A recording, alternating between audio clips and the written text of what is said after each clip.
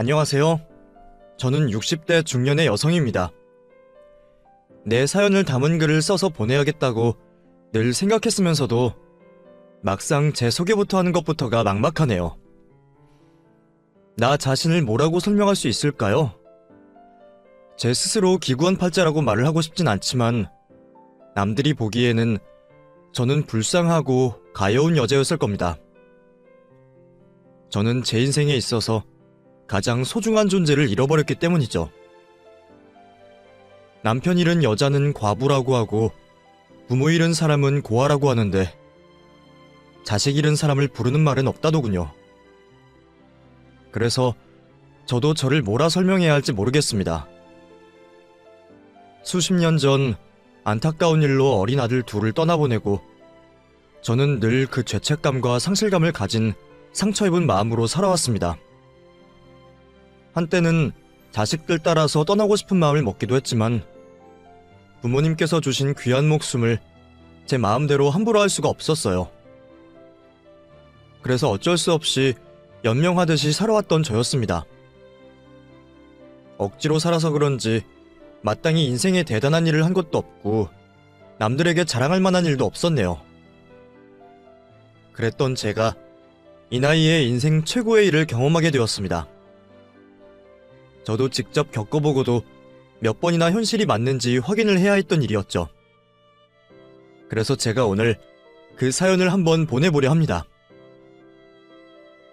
그 시절에야 다들 못 사는 사람들이 태반이었겠지만 저 역시도 넉넉하지 못한 가정에서 어려서부터 배고픔에 익숙해질 정도로 어려운 환경 속에서 자랐습니다.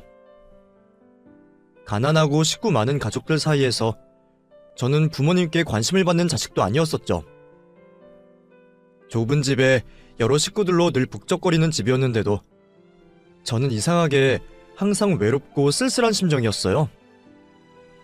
뭔가 마음속에 허한 공간이 있는 것처럼 느껴졌었죠. 우리 가족 모두 살기 위해 몸부림을 친다고 해야 할까요? 가족들 간에 서로를 봐줄 여유는 없었고 다들 앞만 바라보며 살았습니다. 그런 가족들 틈바구니에 있다 보니 저도 자연스레 가족들을 닮아갔고 얼마 없던 웃음마저 사라진 생활을 하고 있었죠. 그 당시 저에게 행복이라는 단어는 그 뜻만 알고 있었을 뿐 저와는 거리가 먼 단어 그리고 감정이었어요.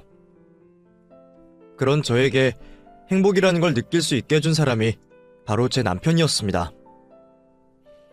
남편과 하게 된 연애로 인해 전 새로 태어난 사람처럼 얼굴이 밝아지고 활기를 찾으며 20대였던 제 나이와 맞는 모습을 찾아가고 있었어요. 남편과 하루라도 빨리 살림을 차리고 한 집에서 살고 싶었지만 우리 두 사람 모두 집안 형편이 넉넉하지 못했고 우리들 능력도 좋지 못했죠. 남편은 일용직 노동자였고 집안의 장남 대신 가게를 책임지고 있던 사람이었습니다. 그런 탓에 결혼에 대한 꿈만 가지고 오랜 연애를 하게 되었죠. 연애 중간 양쪽 집안에서 다른 사람과 결혼을 하려며 우리를 흔들기도 했지만 우리는 서로만이 평생의 짝이라고 생각하고 마음 변치 않은 채 연애를 했고 결국에는 결혼에 꼴이 날 수 있었죠. 결혼을 했다고 한들 우리 두 사람 형편이 좋아졌던 건 아니었지만 그런 건 상관없었어요.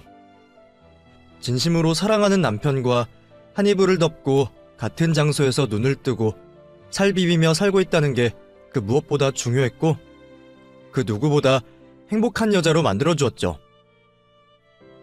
결혼 생활이 꽤 지나고도 형편이 빨리 피진 않았지만 우리 두 사람에게 전 재산이라고 할 수 있는 아들을 둘이나 낳으며 행복하게 지내고 있었습니다.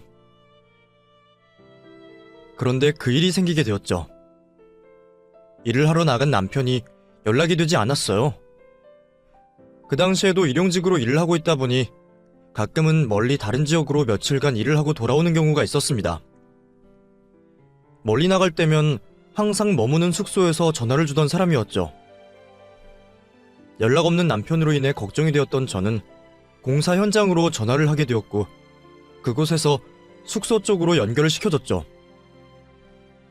그런데 퇴근을 진작에 했을 거라는 남편이 돌아오지 않았다고 하는 겁니다. 전화를 받은 사람은 남편이 어디서 다른 동료들과 술 한잔 하고 있을 거란 말을 했지만 우리 남편은 그럴 사람이 아니었어요. 술을 먹더라도 꼭 가게 사장님께 전화를 빌려 전화를 주던 사람이었죠. 별일 없을 거라 생각을 하며 우선은 남편의 연락을 기다려보기로 했습니다. 하지만 하루가 지나서도 연락이 오지 않았고 나중에는 현장 측에서 남편을 찾는 연락이 역으로 돌아왔죠. 남편에게 무슨 일이 생긴 게 확실했습니다. 아이들을 데리고 남편이 사라진 곳으로 내려가게 되었죠. 그곳에서 아이를 데리고 남편을 찾기 시작했습니다. 성인 남성은 실종 신고도 제대로 되지 않아 경찰의 도움 없이 공사 현장 동료분들의 도움을 받아 남편을 찾게 되었죠. 하지만 남편은 이 세상에서 증발을 하듯이 사라져 있었어요. 발견된 거라곤 공사 현장에서 숙소로 돌아오는 차도에 있던 남편의 지갑뿐이었죠. 돈이 그대로인 것 보니 강도를 당한 건 아닌 것 같았어요. 그렇다면 짐작이 가는 건 하나밖에 없었죠. 그 짐작을 상상조차 하기 싫었습니다. 내 남편의 죽음을 생각하고 싶지 않았죠. 그렇게 남편이 죽었을 거라는 생각은 외면하고 다시 남편을 찾아 나섰죠. 하지만 언제까지 계속 남편만 찾고 돌아다닐 수 없었습니다. 아이들 때문이었죠. 결국 아이들을 데리고 집으로 돌아가게 되었어요. 다행히 경찰 쪽에서 남편의 실종이 인정이 되며 수색을 하겠다는 약속을 받을 수 있었죠. 그렇게 경찰의 연락을 기다리며 저는 남편이 돌아오기 전까지 집안의 생계를 책임지게 되었습니다. 일을 지원하는 곳마다 아이들과 같이 있겠다는 저를 거절했고 겨우 일을 하게 된 곳에서도 아이들이 소란을 일으키며 금방 쫓겨나기 일쑤였어요. 일자리만 구하다 시간을 보낼 수는 없어 제가 직접 아이들을 데리고 장사를 하겠다고 마음을 먹었습니다. 그날 이후 저는 노점상을 차리고 음식 장사를 시작했어요. 여름에는 분식을, 겨울에는 붕어빵을 팔며 어렵게 생계를 이어나가게 되었죠. 장사를 하며 두 남자아이를 돌보는 일은 정말 정신이 없었습니다. 잠깐이라도 한눈을 팔면 사라지는 아이들 때문에 장사하는 중간에 아이들 찾아 나선 게 여러 번이었죠. 아이들 때문에 항상 불안했지만 돈을 벌기 위해서 그 방법밖에 없었습니다. 그러다 제 인생을 한 번 더 나락으로 빠뜨리는 그날이 되었죠. 그날은 신기할 정도로 장사가 잘 되는 날이었어요. 손님들이 몰리더라도 밀물처럼 한꺼번에 몰렸다 썰물 빠지듯이 한꺼번에 빠지는 게 보통인데 그날은 시작한 날부터 하루 종일 손님들이 끊이지 않았죠. 장사 시작 후 처음으로 밀려드는 손님들로 전 정신이 없었습니다. 잔돈이 부족하여 은행도 여러 번 다녀와야 했고 조금이라도 더 팔기 위해 재료를 사러 갔다 와야 했을 정도로 말이에요. 정신없이 바빴지만 코에선 콧노래가 나올 정도로 기분이 좋았습니다. 안 그래도 며칠 전부터 아이들이 통닭을 먹고 싶다고 노래를 부르고 있었는데 그날의 번 돈이면 마음 편히 통닭을 사주고도 남을 정도로 벌고 있었으니 말이죠. 왜 장사가 잘 되는지는 생각하지도 않고 신이 난 채로 정신없이 손님을 받고 있었습니다. 그런데 그때라도 알아차려야 했어요. 행운 뒤에는 꼭 불행이 뒤따라온다는 걸 말이죠. 눈대중으로 밀려있는 손님들을 확인한 뒤 반죽이 모자라다는 걸 알게 되었습니다. 그래서 반죽물을 더 만들려고 박스 안에 있는 밀가루를 꺼내려는 순간 귀를 찢을 듯한 자동차 브레이크 소리와 함께 쾅 하며 자동차 사고 소리가 연이어 들려왔죠. 노점에 있던 손님들을 비롯하여 거리에 있던 행인들까지 모두 굉음이 나고 있는 사고 현장을 쳐다봤어요. 저 역시도 당연히 그쪽으로 눈이 향할 수밖에 없었죠. 그런데 고개를 돌리는 그 순간 불길한 기운이 저를 엄습해왔습니다. 이상한 기분에 급히 아이들이 놀고 있었던 곳을 봤지만 아이들은 그곳에 없었어요.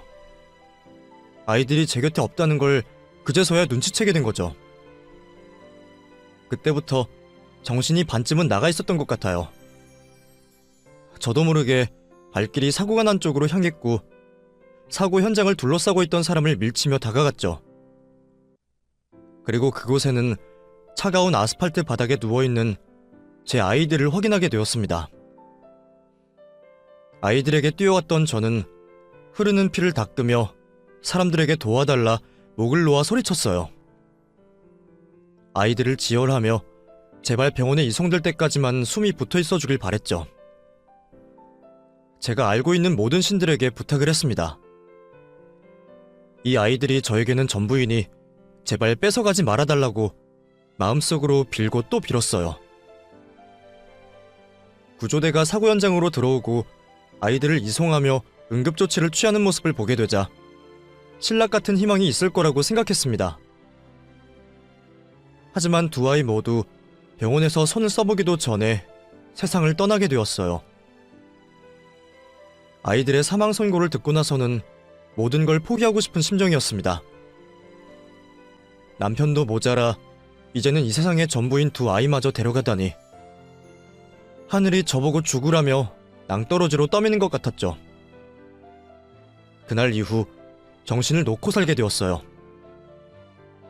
집은 아이들의 흔적이 군데군데 남아있어 들어가 지낼 용기가 나지 않았습니다.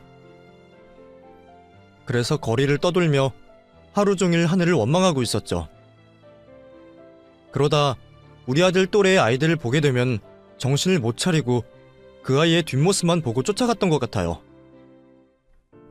내 아이가 아니라는 걸 알면서도 그 아이가 뒤를 돌아볼 때 제 아들의 얼굴을 하고 있을 거라고 말도 안 되는 상상하면서 말이죠.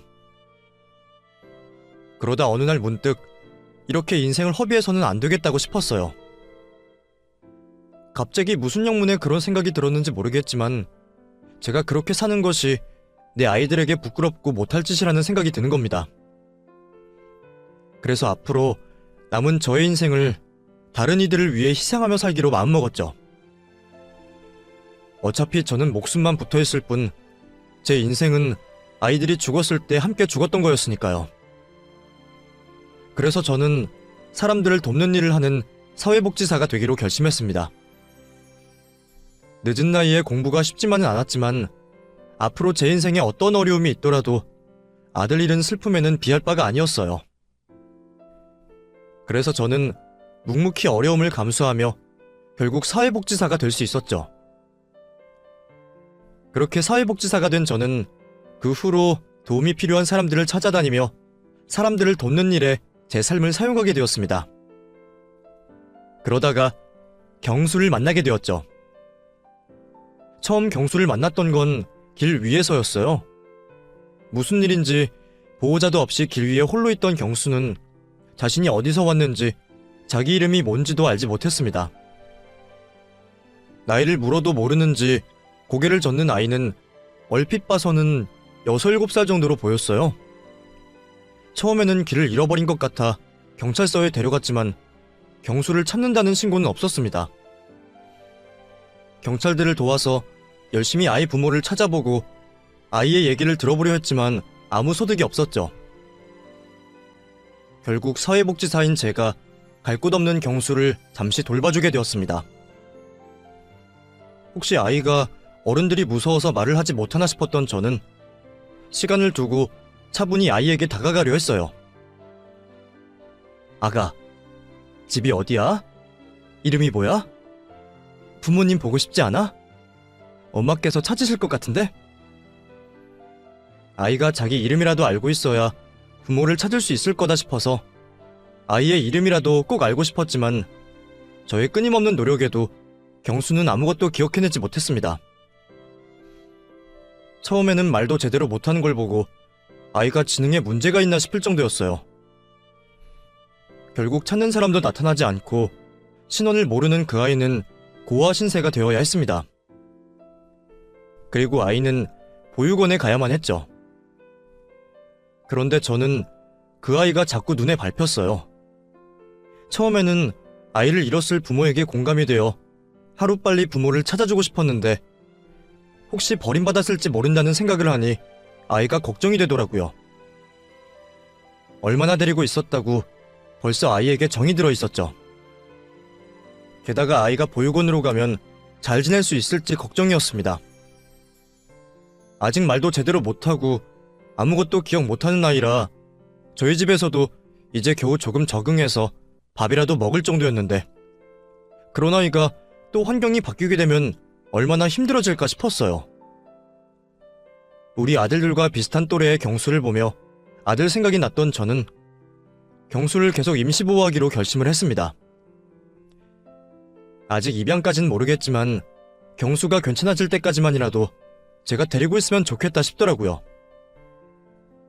경수도 그 사이 저와 정이 들었는지 다행히 저를 엄마처럼 따라주었습니다. 저 또한 그런 경수를 제 친아들같이 생각하며 최선을 다해주고 싶었죠. 그렇게 저는 이름도 모르던 아이에게 경수라는 이름을 붙여주고 아이가 천천히 회복하기를 기다려주었어요. 말을 못하는 걸 보고 문제가 있나 싶었지만 일시적인 문제일 뿐이었는지 치료를 받기 시작한 경수는 나날이 좋아지는 게 보였습니다. 여전히 과거를 기억하진 못하지만 말도 하고 점점 생활에 적응해가며 이듬해부터는 무사히 학교도 다닐 수 있게 되었어요. 다른 사람들은 제가 고아인 아이를 데리고 와서 키우는 걸 고생이라고 말하기도 하고 또는 대단하다고 치켜세우기도 했지만 그건 아무것도 모르고 하는 소리였어요. 오히려 제가 경수를 보며 많은 힘을 얻었거든요. 자식들 떠나보낸 뒤로 행복해질 자격도 없다고 생각하며 살았던 제가 경수 덕분에 오랜만에 웃을 수 있었습니다. 그렇게 저는 경수를 제 아들로 품으며 경수와 함께하게 되었죠. 남들이 보기에는 저희도 보통의 모자지간 같아 보였을 겁니다. 그리고 저는 그게 꽤 기쁘고 행복했어요. 다시는 듣지 못할 거라 생각했던 엄마 소리를 들을 수도 있을 거라 생각했죠. 아이를 데리고 있다 보니 저도 자꾸만 욕심이 생기기 시작했어요. 자식같이 키우자고 해서 정말 제 친자식이 되기를 바랐던 게 아니었는데 저도 모르는 사이 경수에게 거는 기대와 바람이 점점 많아지게 되었습니다. 그래서 공부하라 잔소리하고 자꾸만 그 아이의 인생에 끼어들 생각을 하고 있었더라고요.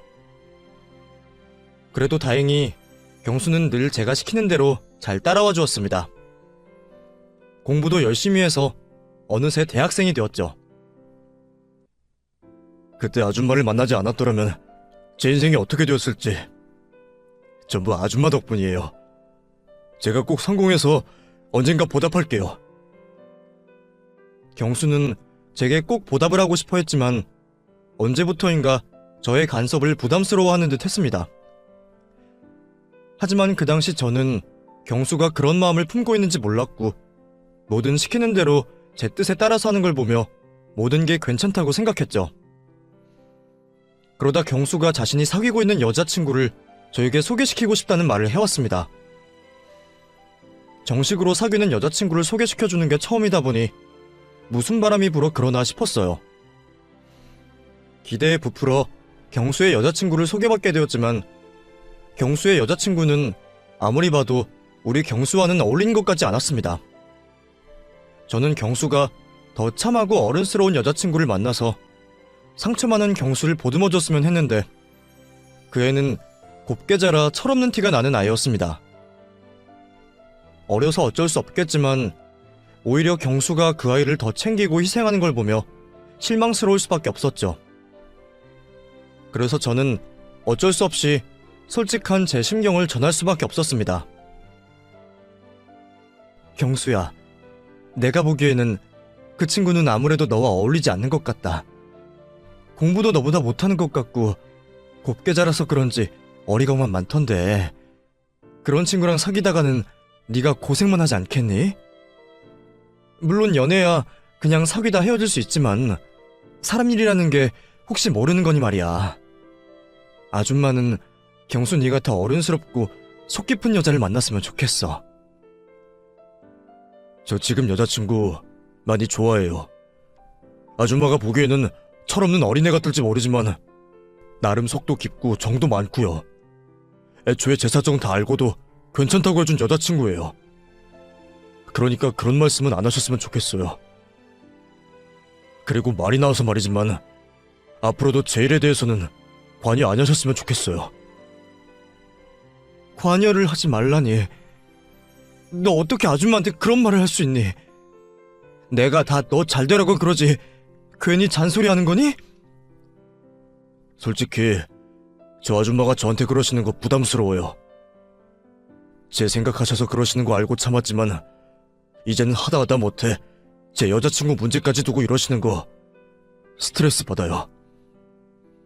그동안 아줌마가 저 걷어주시고 키워주신 건 감사하지만 그렇다고 아줌마가 제 친부모님은 아니잖아요.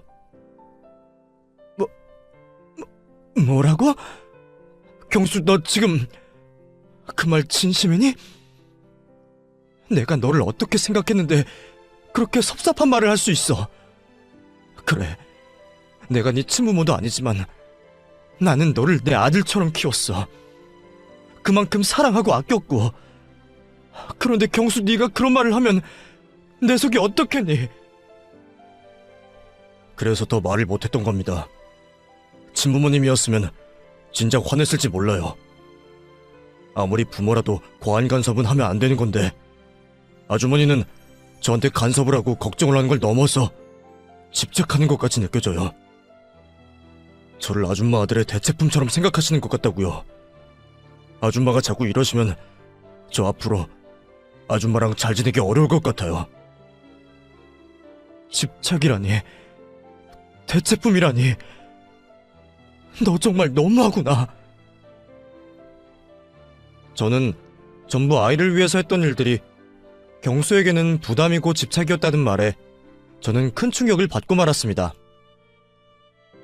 그리고 어리석게도 상처를 받고 말았죠.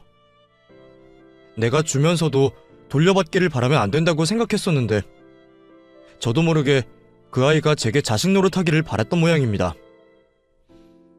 그래서 내 욕심대로 아이가 행동하기를 바랐던 것 같아요.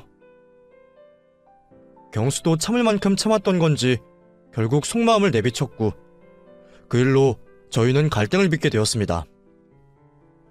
그리고 그 후 저희 사이는 서먹해지고 전처럼 가까이 지낼 수가 없었죠. 그래도 내가 경수를 알고 지낸 시간이 몇 년인데 시간이 다 해결해 줄 거라 생각하며 저는 저희 관계가 다시 좋아지기를 기다리고 있었어요. 그런데 갑자기 경수가 유학을 갈 수 있는 기회가 생겼다며 저를 떠나게 되었죠. 아줌마, 저 운이 좋게도 유학비를 지원받게 되었어요. 사실 아줌마께 부담드릴까봐 말씀 못 드렸지만 오래전부터 꿈꾸던 일이었거든요.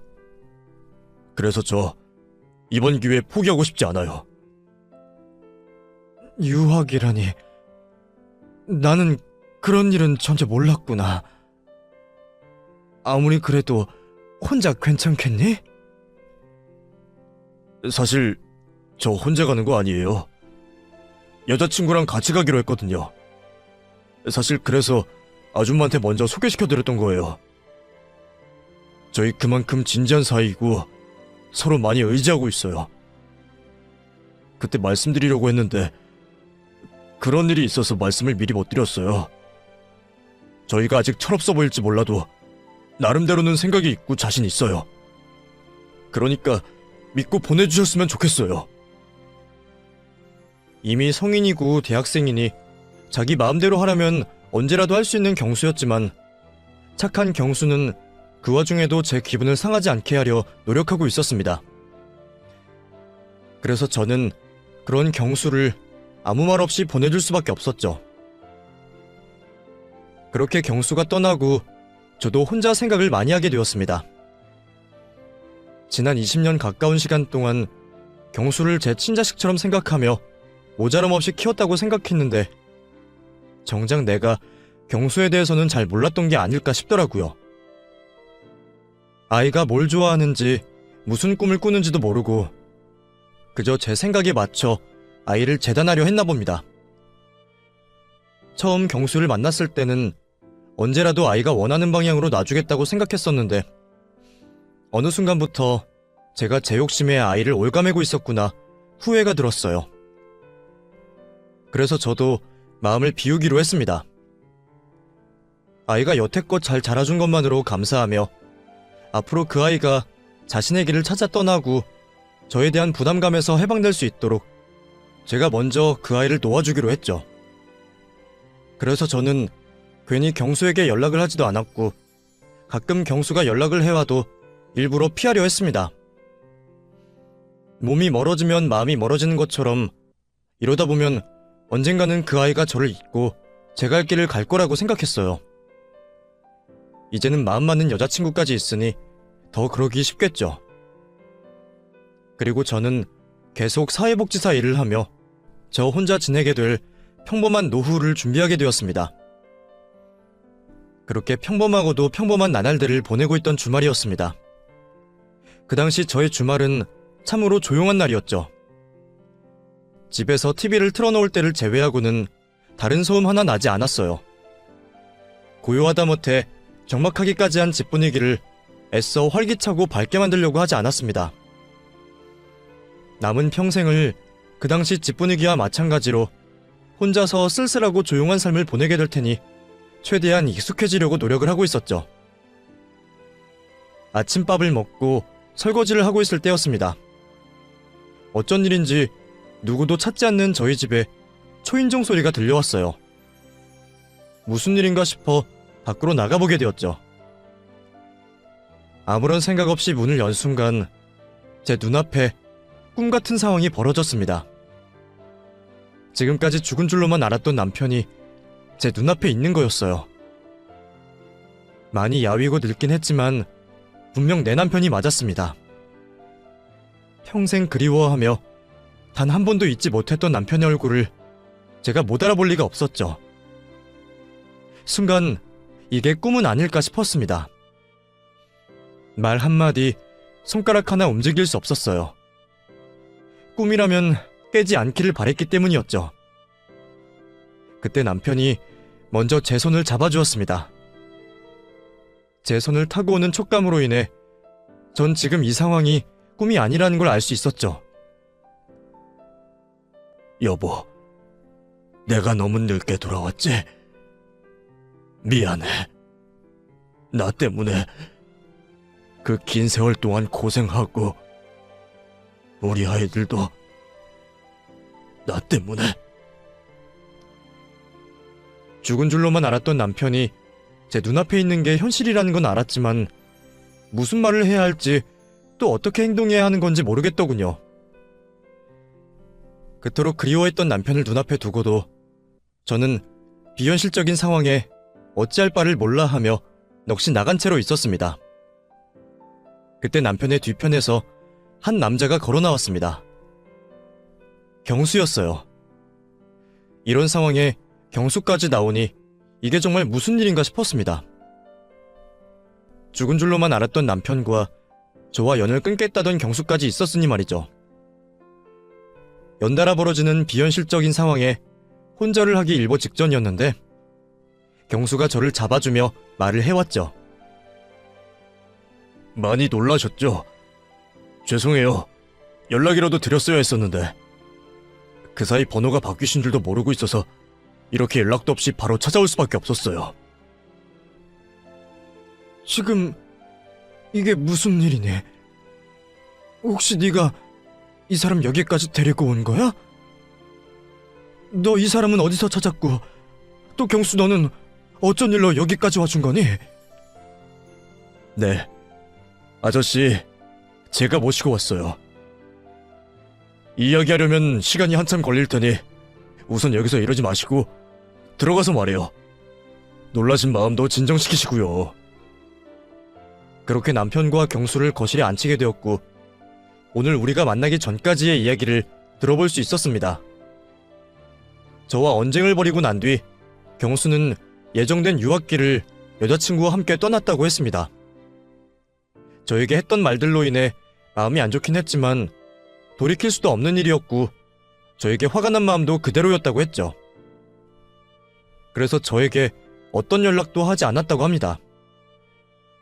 자신이 성공하여 제게 받았던 도움을 갚아주겠다는 생각은 가지고 있었지만 거기까지일 뿐 더 이상의 교류는 하지 않겠다고 생각을 했었다고 해요.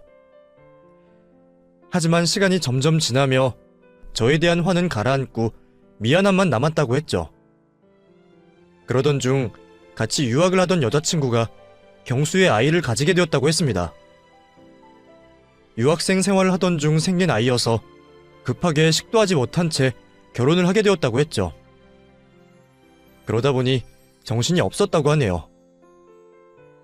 저에게 사과도 하고 자신의 아이가 생겼음을 알리고 싶었지만 공부와 육아를 동시에 병행하는 삶에 작은 틈도 없었다고 합니다. 그렇다고 저를 미국까지 모시고 올 수도 없으니 한국으로 들어가게 되면 그때 사과도 하고 자신의 가족들도 인사를 시키려고 했다고 하네요. 그렇게 시간이 지나고 경수 자신도 아이를 낳고 키우다 보니 제 마음을 조금은 헤아릴 수 있었다고 했습니다. 더군다나 친자식도 아닌 자신에게 그만큼의 정성을 들여 키우는 게 그 누구도 쉽게 할 수 없는 행동이라는 걸 느낄 수 있었다고 했어요. 지금까지 저에게 감사하다는 마음을 가지고 있었고 말로도 표현을 했지만 몸소 그 감사함에 대한 무게를 체감할 수 있었던 건 아이를 키우게 된 이유라고 했죠. 그전까지도 마음에 걸려하던 저와의 다툰 일이 더 죄송스러워졌다고 했어요. 또 하루가 다르게 자라는 아이를 보며 저 또한 언제까지 건강한 모습 그대로 기다려주지 않을 거라는 걸 느꼈다고 합니다. 그래서 하루빨리 저를 찾아가 만나서 사과를 해야겠다고 생각을 했답니다. 하지만 유학 공부 중에 있으니 당장 올 수는 없었죠. 무작정 저와 만날 날만을 기다릴 수 없으니 자신의 미국에 있으면서 저에게 줄 수 있는 도움들을 생각해봤다고 하네요. 머리를 감싸며 생각을 쥐어짜내봤지만 생각나는 것이 없다고 했습니다. 그럴 것도 경수를 잘 키우는 것 외에는 다른 것에 관심을 둔 적이 없었으니까요. 제가 바라는 것도 좋아하는 것도 오로지 경수가 잘 되는 일밖에 없었죠. 그러다 제가 이야기했던 말이 생각났다고 합니다. 제가 경수에게 제 인생 이야기를 하며 남편의 사연을 말한 적이 있었어요. 그 말이 생각났던 경수는 세월이 많이 지났다고 하지만 시간을 가지고 찾아본다며 제 남편을 찾을 수 있지 않을까 싶었다고 해요. 설령 이 세상 사람이 아니라고 해도 남편의 몇 자리라도 찾으면 제게 조금은 위안을 줄 수 있지 않을까 싶었다고 했죠. 그렇게 경수는 한국에 있는 자신들의 지인들과 사람을 써가며 제 남편을 찾기 시작했다고 합니다. 남편에 대한 단서는 거의 없다시피 했지만 경수는 찾아야 한다는 일념 하나로 제 남편을 찾는 일을 멈추지 않았다고 했죠.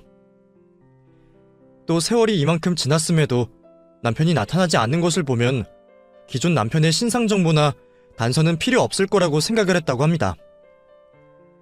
오로지 남편이 사고가 났을 지역과 탐문에 대한 정보를 가지고 찾았다고 했죠. 그러다 마침내 저의 남편이라고 추정되는 남자를 찾았다고 했습니다. 확신을 할 수 없었던 이유는 남편이 지난 과거에 대한 기억을 전혀 하지 못하고 있었기 때문이라고 했죠. 어떻게 누구와 사고가 났는지 몰라도 남편은 자신이 사라진 시점 이전의 기억을 하나도 하지 못했다고 했어요. 기억이 나는 시점부터 자신을 부르는 이름이 따로 있었고 어느 시골집에서 노부부의 일을 거들며 살았다고 했죠. 가끔 머리가 깨질 듯이 아프고 저와 아이들의 모습이 보였다고 했습니다. 하지만 그 장면이 뚜렷하지 않았고 통증이 너무 고통스러워 머리가 아파오고 자신이 모르는 장면이 떠오를 때면 처방받은 약을 먹었다고 했죠. 그런 이유 때문인지 남편은 경수가 자신을 찾는다고 했을 때도 사람을 잘못 찾는 줄로만 알고 있었다고 했습니다. 자신이 어디에서 발견되고 누구였는지 설명해줄 수 있는 사람이었던 노부부가 이에 관련된 사실을 설명하지 않은 채 사망을 하게 되자 이전에도 노부부 밑에서 자라고 일해온 사람이라고 스스로 생각을 했던 거죠. 그래서 제 남편이 맞는지에 대한 확인을 하는데 가장 많은 시간이 걸렸다고 했어요. 이미 주민등록도 소멸이 되어버렸고 유전자 검사를 할 수도 없는 상황이니 오로지 남편이 가지고 있을 기억에만 의지를 할 수밖에 없었다고 했습니다. 수소문을 하여 최면 치료도 해보고 정신과 치료도 받아보면서 계속 과거 기억에 대한 자극을 했다고 하네요. 그러면서 경수 컴퓨터에 있는 제 사진들을 보여주면서 말이죠. 남편이 짧게 기억해내는 것들을 여러 번 확인했다고 합니다. 혹시 다른 의도를 가지고 기억을 해낸 척 할 수 있었으니 말이죠. 그렇게 여러 번 확인 끝에 남편은 경수가 알려주지 않았던 기억을 먼저 꺼내왔다고 해요. 아이들에 대한 기억과 저와 있었던 추억들을 말이죠. 남편에게 그런 기억들을 듣고 나서야 경수도 저에게 들었던 내용이 기억났다고 합니다. 그때 드디어 제 남편을 찾게 되었다고 확신을 했다고 하네요. 더 이상 저의 남편이 맞는지 아닌지 확인을 해볼 수 있는 것들도 남아있지 않았고요. 그렇게 학기를 마친 경수는 자신의 아내와 아들을 데리고 한국으로 들어왔고 제 남편을 만나 저와 만날 준비를 해줬다고 합니다. 그리고 제가 있는 집으로 찾아와 저를 만나게 되었던 거죠. 경수가 남편을 찾기 위해 썼던 그 과정이 얼마나 오랜 노력과 정성이 필요했는지 전 알고 있었습니다. 모래사장에서 바늘찾기와 마찬가지인 상황에서 오로지 저를 위해 남편을 찾아주겠다는 그 고마운 마음이 이야기를 전해주는 동안 제 마음속으로 전달되었어요. 제가 경수에게 해준 것에 비해 너무 큰 선물을 받은 것 같았습니다. 그리고 몸성이 돌아와준 남편에게도 고마웠죠. 여보, 고마워요. 이렇게 건강하게 살아있어줘서. 그리고 내가 미안해요. 당신을 더 빨리 찾았어야 했는데 내 노력이 부족해서 당신을 가족들과 떼어놓았어요. 미안해요, 여보. 그런 소리 하지 마. 당신이 왜 나한테 미안해? 잘못을 해도 벌을 받아도 내가 잘못했고 내가 벌을 받아야지. 당신은 최선을 다했어. 당신 혼자 얼마나 힘들었겠어. 남편도 자식도 지키지 못한 내가 무슨 최선을 다해요. 우리 아이들 당신 돌아올 때까지 지키지 못한 거 미안해요. 나 용서하지 말아요. 당신과 아이들을 지키지 못한 내가 죽어도 진작에 죽었어야 했는데 이렇게 당신을 만나서 죗값 달게 받으라고 저를 여태 이 세상에 살게 하셨던 것 같아요. 정말 죽지 못해서 살아가고 있었을 뿐인데 이렇게 당신을 만나게 되었으니 이제 곧 죽어도 여한이 없어요. 그러니 나 원망하고 욕해도 돼요. 무슨 말을 그렇게 해? 내 아내, 내 자식들 있는 줄도 모르고 정신 나가 있었던 내가 나쁜 놈이지. 이제 더 이상 당신 잘못이라고 자책하지 마. 이 모든 게 나로 인해 생긴 일이니 이제는 내가 당신의 죄책감을 안고 살 테니. 긴 시간 홀로 힘들기만 한 세상을 살아오던 저는 드디어 남편의 품에 안겨 휴식을 취할 수 있었습니다. 제가 자책하고 힘들어하는 만큼 남편 또한 가슴 아파할 거라는 걸 알았지만 그때만큼은 평생 하지 못하고 있었던 투정을 부리고 싶었어요. 남편에게 제가 얼마나 열심히 그리고 힘들게 살아왔는지 말을 하면서 말이죠. 이전에는 이런 일이 죽어서도 가능한 일인가 싶었습니다. 누구에게도 내색은 한 적 없었지만 배우자에게서 투정을 부리고 있는 여자들을 볼 때면 항상 부러웠었거든요. 그래서 그날만큼은 저도 남편의 품에 기대어 있고 싶었죠. 저와 남편은 한참 동안 서로에게 기대고 서로를 위로해주며 많은 이야기를 나누게 되었습니다. 그러다 뒤늦게 경수에게 고마움을 표해야 한다는 게 생각났죠. 내가 이러고 있으면 안 되는 건데. 경수야, 정말 고맙다. 네가 나한테 정말 큰 선물을 주는구나. 아줌마가 널 힘들게만 했는데 정말 고맙다. 내가 이 은혜를 어떻게 갚아야 하는지 알려다오. 내가 너 원하는 게 있다면 뭐든 다 들어주마.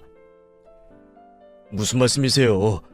제가 오늘 한 일은 저에게 주신 은혜에 비하면 비교도 되지 않아요.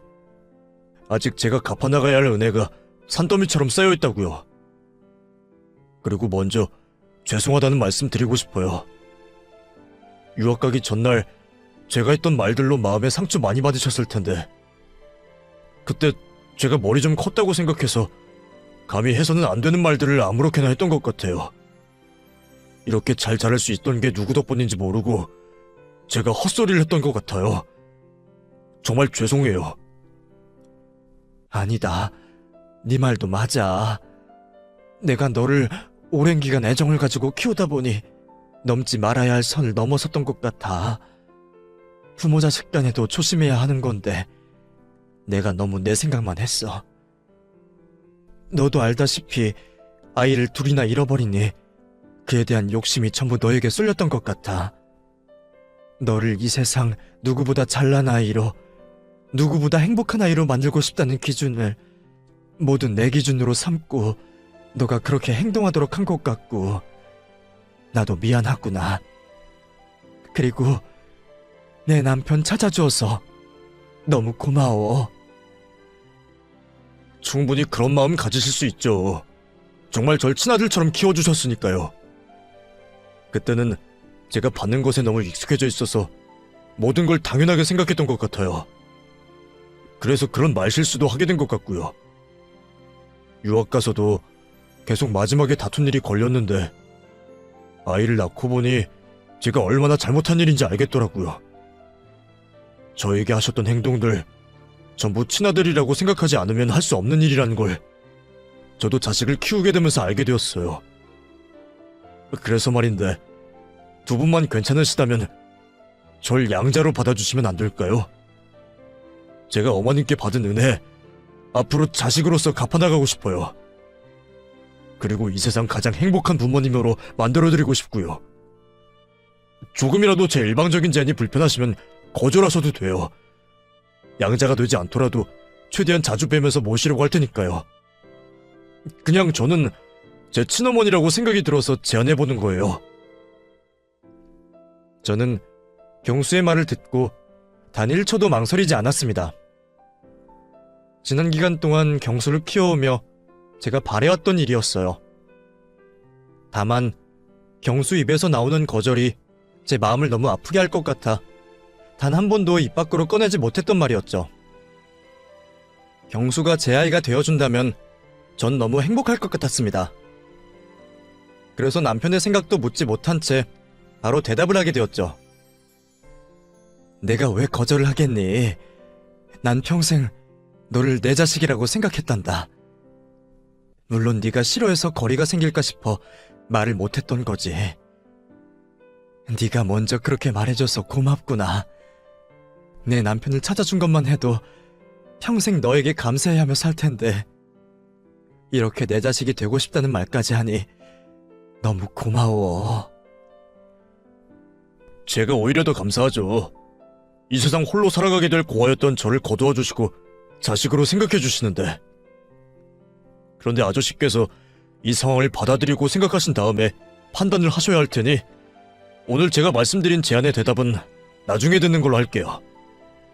두 분이 어떤 대답을 주셔도 서류상에 표기되는 것을 제외하고는 제 마음가짐은 변하지 않으니 충분히 생각하시고 대답해 주세요. 경수의 말처럼 남편의 뜻도 중요했기 때문에 저와 남편은 그 일에 관하여 서로의 마음을 터놓고 이야기하게 되었습니다. 남편도 저와 같은 생각이었어요. 아직 경수를 잘 모르긴 했지만 우리를 다시 만나게 해준 것과 제가 키워오며 가진 감정을 보며 한 가족으로서 지내면 좋을 것 같다고 말해주었죠. 그렇게 경수를 우리의 가족으로 받아들이게 되었습니다. 이후 며느리 되는 아이를 만나 과거 제가 저질렀던 잘못에 대해 용서를 구했고 서로 쾌쾌 묵은 감정을 정리하게 되었죠. 또 손주되는 경수 아들과도 만날 수 있었고요. 지금은 우리 온 가족이 자주 모이며 행복한 시간을 매주 보내고 있습니다. 제 곁에 아무도 없을 거라고 상상했던 것과 비하면 지금은 이런 호사가 따로 없을 정도죠. 이제 저는 더 바라는 게 없습니다. 하늘나라로 올라가 우리 두 아들 녀석들 만나기 전까지 더도 말고 덜도 말고 딱 지금처럼만 가족들과 웃으며 지내다 세상을 정리하고 싶네요. 평생 저에게 행복을 앗아간 하늘도 이번만큼은 제 바람을 들어주시리라 믿고 있습니다. 여러분들께서도 진심으로 제 행복을 바래주시면 감사하겠네요. 그럼 여러분들도 가족과 행복한 시간 보내시길 바라면서 항상 댁의 평안과 행복이 깃들길 바라겠습니다.